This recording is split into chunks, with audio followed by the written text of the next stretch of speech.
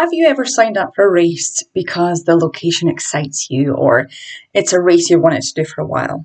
You tell yourself you'll sign up to run for fun, to enjoy the experience, to run without pressure, and then very quickly, bam, your brain tells you that you need to PB, that you spent all this money, you need to make it worth your time, and anything short of a PB is a waste of time. This happens because our brains crave certainty and achievement. Even when we say we're doing something just for fun, our subconscious still searches for proof that we're improving. It's a protection mechanism, but it can quickly hijack the joy we set out to experience. And if that's you, it's also me. Let's chat about running a race without PB pressure. I have a race in a couple of weeks that I cannot get a PB in. And that's exactly why this episode is about creating goals that have nothing to do with time, so no personal best focus, and how letting go of that pressure can actually give you a happier, more relaxed race experience. Before we dive into it, welcome back to Your Running Coach with GMacSpurr, the show for runners who want to love their runs and feel at home in their own pace. I'm Gillian, or Coach G, your mindset strategist, momentum guide, and roadmap creator, here to help you step off the performance treadmill and enjoy movement in a way that actually feels good. So today's episode is inspired by my own personal experience that I'm in right now. I recently signed up for a 5K race at the Singapore Marathon in December. I haven't been able to run many in real life races in the past few years. I did one in May of this year, which was a 10K, so I'm very excited for that starting line excitement and race day high. So here's the story. I'm currently living the digital nomad lifestyle. I booked a trip to Singapore in December, and turns out the timing was absolutely perfect to run a race whilst there. I am pumped. I have never ran in Singapore before. So as I said in the intro, I signed up with zero intention or expectation to race with a PB in mind. And yet my brain had other ideas. Now, for context, in order for me to get a 5K PB, I would need to shave off about 4 minutes in 3 weeks, during which time I would be running in the heat. I'm currently in Australia, and although it is only spring right now, it's pretty hot for my Scottish body, and then Singapore will be hot too. So yeah, a PB is totally unrealistic at this point, even for a running coach. From a psychological standpoint, shaving 4 minutes off a 5K in just a few weeks, especially in heat and humidity, is a massive demand on the body. It's not just unlikely, it's unsustainable, and when we ignore that reality, we set ourselves up for frustration and rather than growth. So PB was not on my radar. And then I felt the old pressure creep in. The part of me that used to always chase the numbers, the time, the shoulds. The first few years of me signing up to races, my one and only goal was to PB. And if I didn't get a time that I'd plucked from thin air, I'd be really upset at myself. Back to present day, I recognised the old thoughts and feelings bubbling that I need to run faster during my training runs, that I need to run 5-6 times a week, that I need to do all of the things to get PB. Even just saying it out loud, I can feel those thoughts still inside me swirling. And this is where I used one of my favourite mindset resets. Label the thought. Don't live the thought. When we name what's happening, that's my old PB pressure again, it instantly gives us space to choose a different response. So instead, I made a different choice. Yes, I still wanted goals as a focus, as a guide, but I decided to create goals that have nothing to do with numbers, like nada. My goal is to enjoy my training runs, every single one.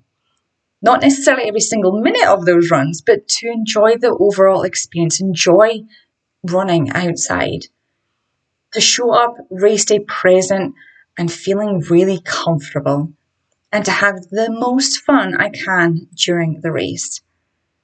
When we anchor our goals in how we feel, not what we want to achieve, we tap into intrinsic motivation, which is the most sustainable kind of drive. It's the foundation of long-term consistency. Yep, they're not SMART goals, but that small mindset shift, it's huge.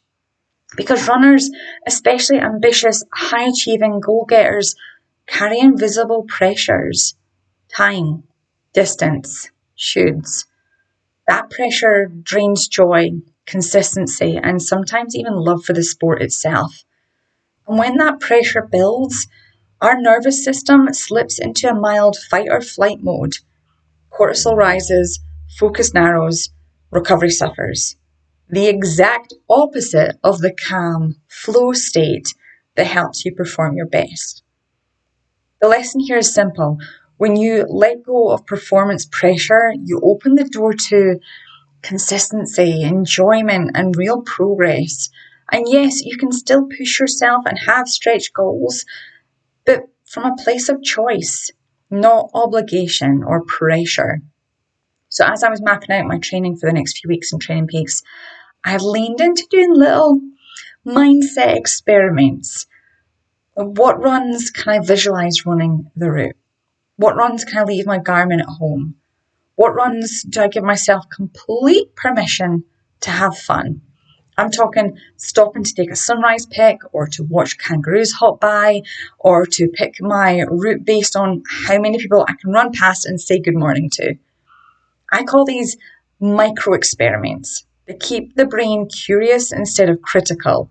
And curiosity is one of the most effective ways to rewire habits without force or guilt. Having these mapped out gave me the structure my brain craved. So I had those walls, if you will, that gave me a contained place to play in, while at the same time really leaning into running for fun.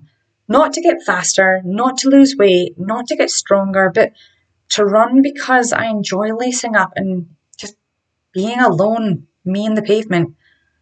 Anyways, I realized that this approach mirrors what I work on with my one-on-one running clients. Essentially, you don't have to chase PBs or punish yourself with rigid schedules to get results. Results and progress happen even when we focus on alignment, joy, sustainable habits. We actually move more consistently and feel better while doing it. This is part of my alignment first framework, helping runners achieve results that actually feel good by aligning mindset, motivation, and movement. And when those three line up, progress just becomes effortless. So if you're new around here, each episode I give you some journal prompts. So go grab pen and paper or get out your phone and get the Notes app. I've got 3 prompts for you today. First one, ready? When was the last time you ran just for enjoyment without thinking about pace or PB?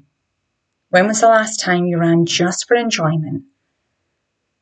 Number 2, what invisible pressures are you carrying in your running or in life that are holding you back? We all have them, and go into this question judgment-free, just being curious. And third one, if you let go of one should this week, what would that look like in your training? Really curious to hear what comes up for you on that one. And actually, let's do one more. One deeper prompt to explore. Who are you when the stopwatch isn't running? And what part of that version of you deserves more space? Very curious to hear what comes up for you there. If you wish, you can come join the Your Running Coach with GMacSpurr Facebook community. Come share your answers there, or send me a DM on Instagram at GMacSpurr Coaching. If you want guidance on creating goals that feel good, staying consistent without pressure, or reconnecting with your runner identity, this is exactly what I cover in the Runner Identity Project. It's designed for runners who want to break through mental blocks and build habits that actually stick, without guilt or stress. Link is in the show notes if you want to check out Trip.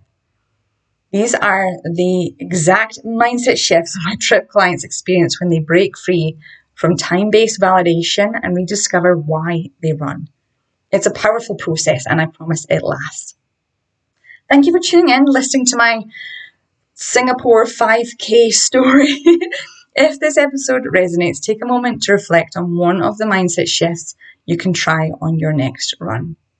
And if you didn't know, I have a 31-day movement accountability challenge called 3131 starting on January 1st.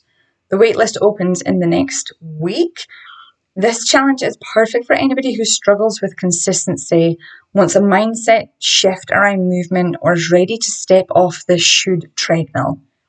Again, check out the show notes for the link, or come find me on Instagram and we can chat about what shifts you could experience within 3131. Okay, I'll see you next week with more mindset strategies to help you run happier, stronger, and freer.